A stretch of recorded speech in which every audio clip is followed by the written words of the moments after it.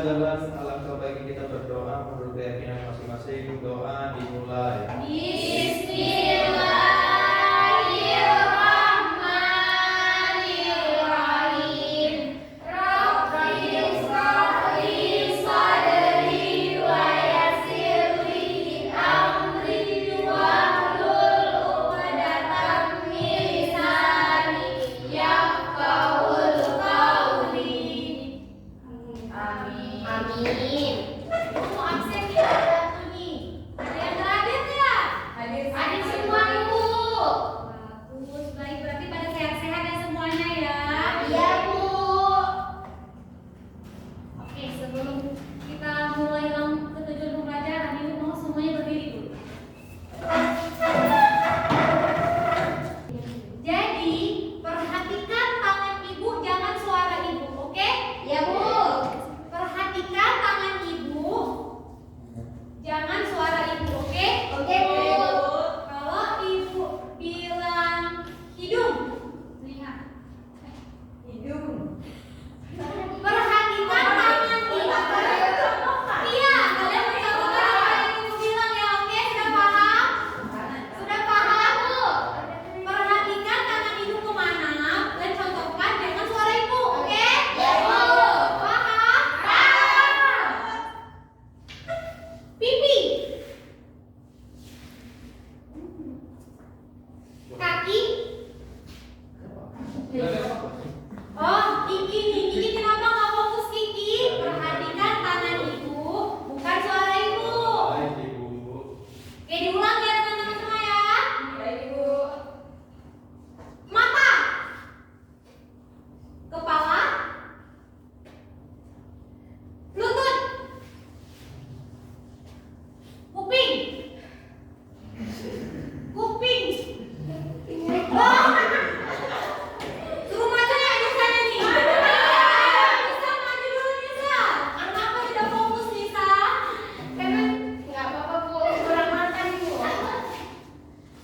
Coba Nisa nyanyi cicak-cicak di dinding dulu. Cicak. Sisa. Nanti potong ya. Coba nyanyi dulu. Cicak. Yang mana? Cicak-cicak di dinding, diam-diam merayap, datang seekor nyamuk, lalu ditangkap. Terima kasih Nisa. Kalian fokus ya. Iya Bu. Baik, semuanya boleh duduk. Nah, jadi hari ini tadi kan sudah masuk Ibu Pina ya, belajar tentang teks cerpen ya. Sekarang kita bakalan belajar tentang cerita rakyat. Nah, sebelum kita masuk ke materinya, ada bawa HP belum? Ada Bu. Jadi di sini tujuan pembelajaran kita hari ini yaitu kalian harus dapat memahami pengertian, ciri-ciri, fungsi serta manfaat cerita rakyat. Nah, kalian juga harus dapat mengidentifikasi unsur-unsur basicnya seperti tema, tokoh, alur, latar, dan amanat serta menemukan nilai moral yang terkandung di dalamnya. Nah, coba sudah buka PPT-nya semua yang sudah dikirimkan dalam grup? Sudah Bu. Siapa yang mau baca pengertian cerita rakyat? Ya Bu. Baik, coba Umpia. Cerita rakyat adalah cerita yang tumbuh dan berkembang di tengah masyarakat serta diwariskan secara turun-temurun dari generasi ke generasi. Biasanya melalui tuturan lisan. Cerita ini mengandung nilai-nilai kehidupan, kepercayaan, adat istiadat, serta budaya masyarakat setempat.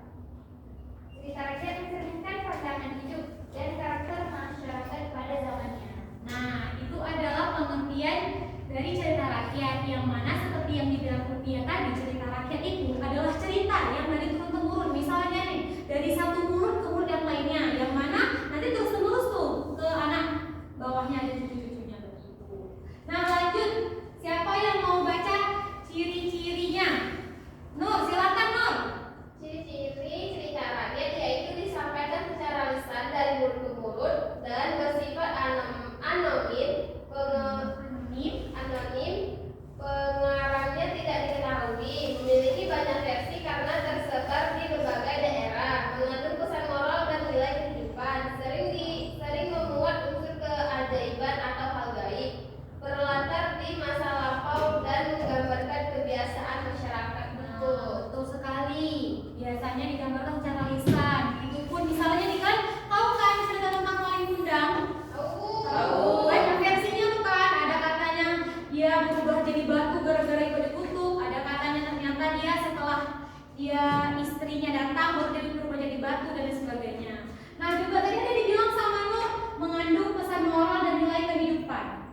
seperti di Malin Kundang itu, apa pesan moralnya?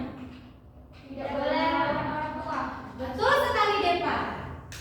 Kita lanjut ya. Kita lanjut ke fungsi cerita rakyat. Yang pertama itu sebagai hiburan bagi masyarakat. Yang kedua sebagai sarana pendidikan moral dan karakter. Yang ketiga menjadi cerminan budaya dan kepercayaan masyarakat. Yang keempat sebagai alat kontrol sosial mengajar perilaku yang baik dan benar. Yang kelima sebagai media pelestarian tradisi dan budaya daerah. Nah, seperti yang Ibu bilang tadi, contoh cerita rakyat itu apa? Malin Kundang. Selain itu, yang pernah kalian dengar contoh cerita rakyat itu ada apa? Batu Kenangisku. Seperti Timun Mas. Timun Mas. Siapa lagi Nur? Batu Kenangisku. Nah, betul, itu adalah contoh cerita rakyat. Ayat. Selanjutnya, manfaat cerita rakyat siapa yang membaca? Baik, Depa silahkan.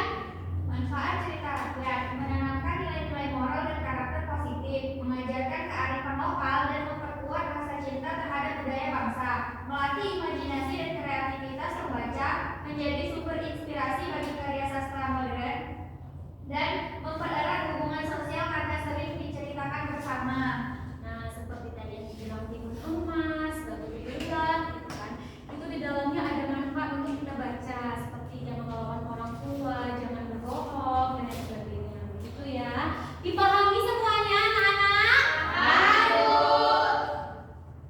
Oke, lanjut unsur intrinsik cerita rakyat. Boleh Kiki baca? Unsur intrinsik dalam cerita rakyat yang pertama itu ada tema. Tema itu adalah gagasan utama yang mendasari sebuah cerita. Yang kedua itu ada tokoh dan penokohan yang dimana di situ ada pelaku cerita dan sifat-sifatnya. Lalu ada plot atau alur, di mana situ ada rangkaian peristiwa yang membentuk jalannya cerita. Lanjut ada latar atau setting, di mana itu menunjukkan tempat, waktu dan suasana terjadinya peristiwa. Selanjutnya ada mana, di mana pesan atau pelajaran yang ingin disampaikan. Lalu ada sudut pandang yang di mana cara pengarang menceritakan sebuah kisah. Lalu ada konflik. Konflik itu adalah tantangan yang membangun dinamika sebuah cerita. Nah, itu adalah unsur intrinsik dari cerita rakyat. Yang mana yang pertama itu adalah tema, terus tokoh dan penokohan. Masuk tokoh dan penokohan dalam Malin Kundang itu si Malin, ibunya dan istrinya si Malin. Alurnya itu pertama memang mereka dari keluarga miskin. Si Malin ini pergi ke perantauan, balik-balik ada istri, tapi dia tidak mengakui bahwa ibunya tinggal di desa tersebut. Nah, misal latar. Nah, latar di mana cerita itu di mana? Misalnya kalau di Malin Kundang itu di tepian pantai, terus misalnya itu kan di Minang tuh kan. Terus amanat yang tadi gue bilang itu jangan melawan orang tua. Di sini nggak ada kan yang melawan orang tua kan? Anak-anak semua ini kan? Yang mengaku Nggak boleh melawan orang tua ya Kiki ya. baik ibu. Nah, terus selanjutnya ada sudut pandang dan konflik. Konfliknya itu yang di Malin Kundang, yaitu Malin Kundang itu dikutuk sama ibunya menjadi batu karena tidak mengakui ibunya sebagai orang tuanya. Oke, selanjutnya nilai moral. Silahkan dibacakan Zaipina. Nilai moral dalam cerita rakyat itu mengandung banyak nilai moral yang dapat dijadikan pedoman hidup. Nilai-nilai tersebut antara lain ketaatan kepada orang tua, kejujuran, kerja keras, dan kerendahan hati, kesetiaan, serta rasa tanggung jawab. Melalui nilai-nilai ini, cerita rakyat mengajarkan pembacanya untuk berperilaku baik dan menjauhi sifat buruk seperti kesombongan dan kedurhakaan. Baik, itu adalah nilai moralnya.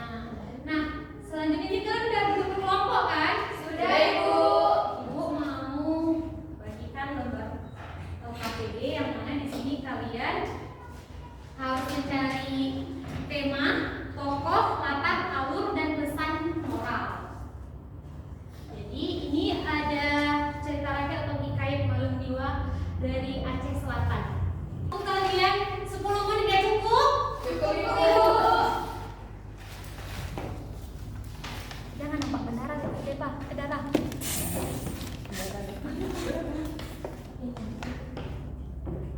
Dibaca yang betul-betul ya. Baik, Ibu. Ya.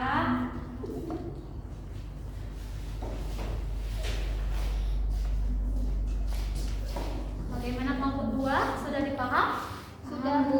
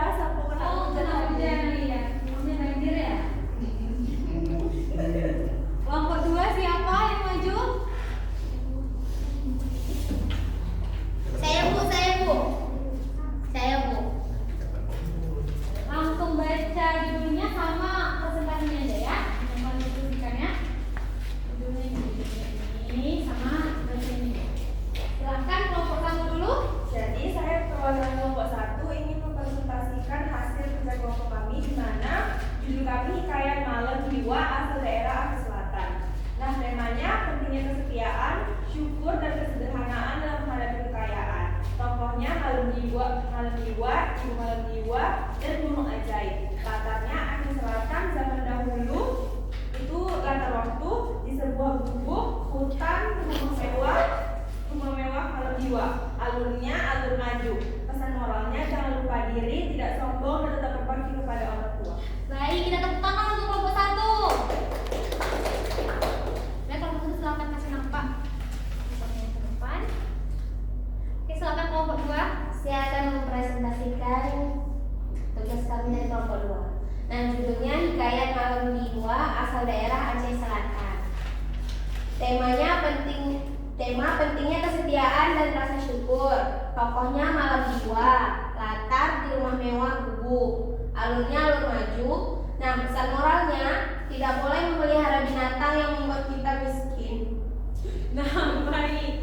Coba boleh dikasih nama kelompok Ini 2. teman-teman. Nah, jadi di kedua kelompok ini berbeda lagi ya, anak-anak semua ya. Bisa kita lihat di bagian tema mereka agak beda. Yang satu, kelompok 1 itu pentingnya kesetiaan, syukur, dan kesederhanaan dalam menghadapi kekayaan. Sedangkan kelompok 2 hanya pentingnya kesetiaan dan rasa syukur. Nah, tokohnya juga kelompok 2 itu tidak lengkap.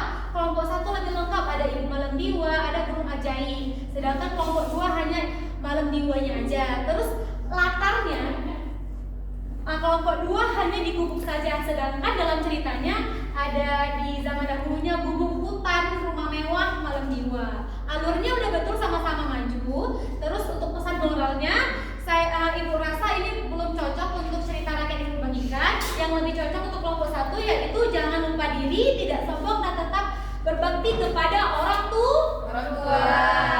Baik. Kira-kira nilai berapa yang kita kasih di kelompok 2? 95. 15. Minus 5. Baik, kita kasih 80 aja, cocok? Enggak, Bu. 75. 95. Udah salah request. Ya, Mak. Ya Bu, 80. 80 ya, untuk kelompok 2 ya. Untuk kelompok 1 berapa? 100. Ya, Bu, tidak ada yang sempurna di hukum ini. Ada Allah. Baik. Kita tepuk tangan dulu untuk kedua kelompok. Silakan duduk. Makasih Bu. Kasih Ibu. Karena kelompok 1 lebih banyak dapat nilainya, bakalan ibu kasih bobot ya. Ini ya, bunganya ya. Iya, sama-sama. Oke. Jadi juga pos. Tidak